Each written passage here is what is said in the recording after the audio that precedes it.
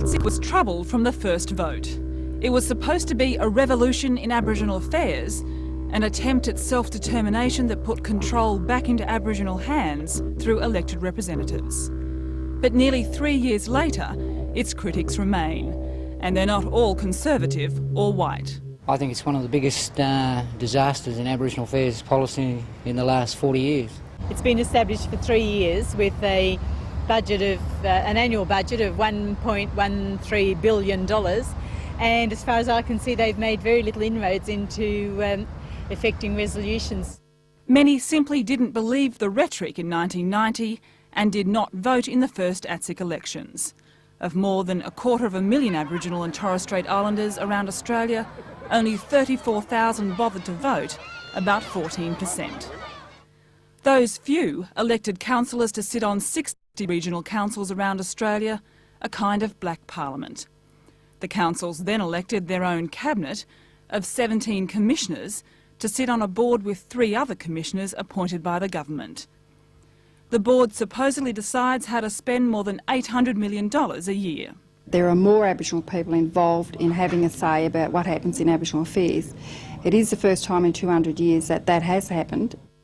But many claim that's just an illusion, and nothing has really changed from the days of the old Department of Aboriginal Affairs. The total expenditure on Aboriginal affairs around Australia is about $1.2 billion, as I understand it, in approximate terms.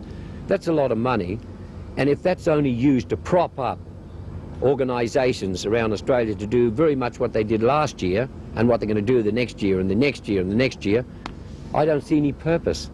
It's something Charlie Perkins should know about. He was sacked as head of the old Department of Aboriginal Affairs after allegations of financial mismanagement and nepotism. Now head of the Arunta Land Council in Alice Springs, he believes billions of dollars in Aboriginal funding has only perpetuated the welfare system. But at the present time, we're just like black dogs fighting over Commonwealth funds every year, fighting between each other like hungry dogs over a small and diminishing budgetary bone. Many Aborigines like Gary Foley didn't vote in the ATSIC elections in 1990 because they refused to enrol on the Australian electoral roll. Vast numbers of the Aboriginal people were disenfranchised. I refused to go on the Australian electoral roll, as does large numbers of Aboriginal people.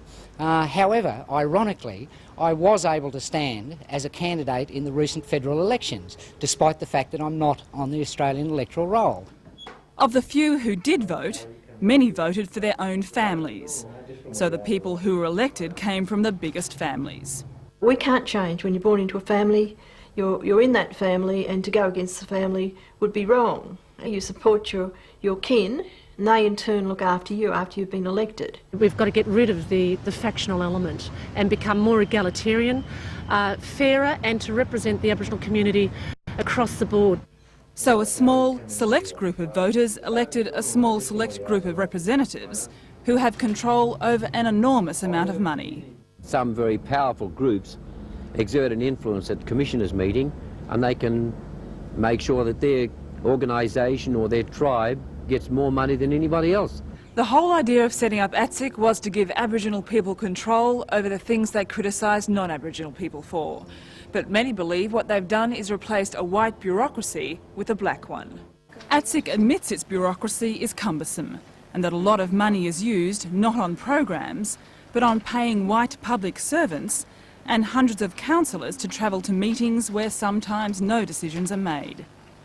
But ATSIC is reviewing its costs, and it expects to cut its numbers by half. Critics like Pat O'Shane want practical solutions. There's never been an attempt on the part of the organisation to sit down and say, we have this problem, let us say in health.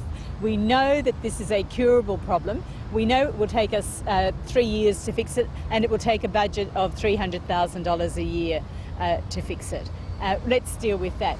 It seems that ATSIC will continue to exist in some form, particularly now that it has the support of both the government and the opposition.